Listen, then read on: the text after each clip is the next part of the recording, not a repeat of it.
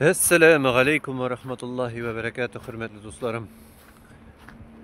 Resulübüz Muhammed Mustafa Aleyhisselatu Vesselam'nın şunday tiren, məğnəli, bir körkəm bir hadisi var. Şul hadisin sizge silep gidesim kile. Allah'ın ilçesi eyte.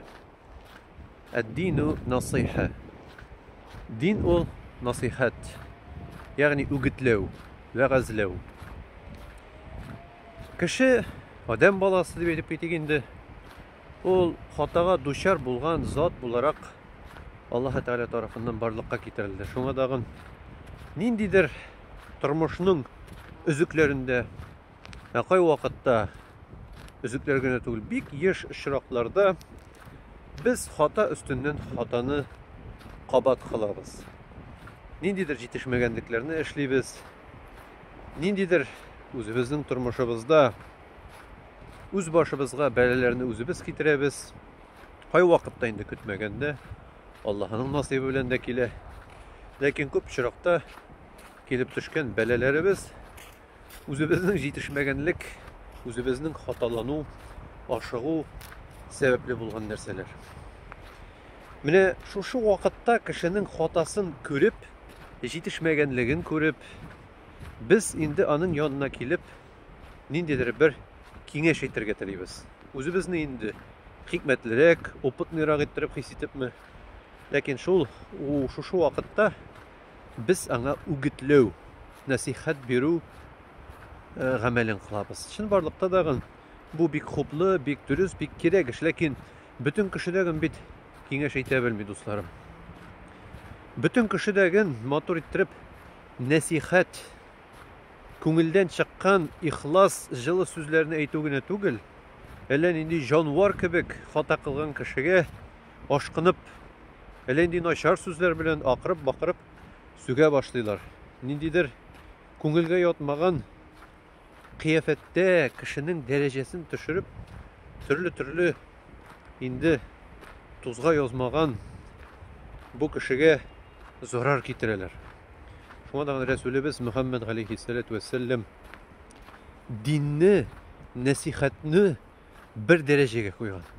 Ягъни син динне тотасың икән, Аллаһ Тәгаләдән ялып, Аллаһ Тәгалә каршында үзеңне кол, Аллаһ Тәгаләне бөек зат буларак кабул итәсең икән, син шул вакытта кардәшеңә дәген динне тоткан кебек насихат мәсьәләсендә булдырылган кадәр йомшаграк, булдырылган кадәр инде аңа карата әйтеп китегенде комфорт рәвештә, йомшак, күңелле рәвештә насихат вагазын әйтергә тиештең. Һәм әгәр инде син насихат вагазын чыга икән, хөрмәтле дусларым, кешегә ниндидер бер күңел төшерү рәвешендә аны хатасыннан читләштерү түгел, хатасында тагы да ныграк синең сүзеңнән соң кабатлыйм мин бу әйберемне дип әйтеп куя икән, ул вакытта син насихат сөйләмә, синең эшең түгел ул.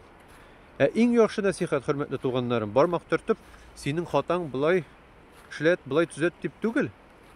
Килеп, кочаклап алып, эй дустым, эй кардәшем, Аллаһ ярдәм бирсен сиңа. Аллаһ сабырлык бирсен сиңа.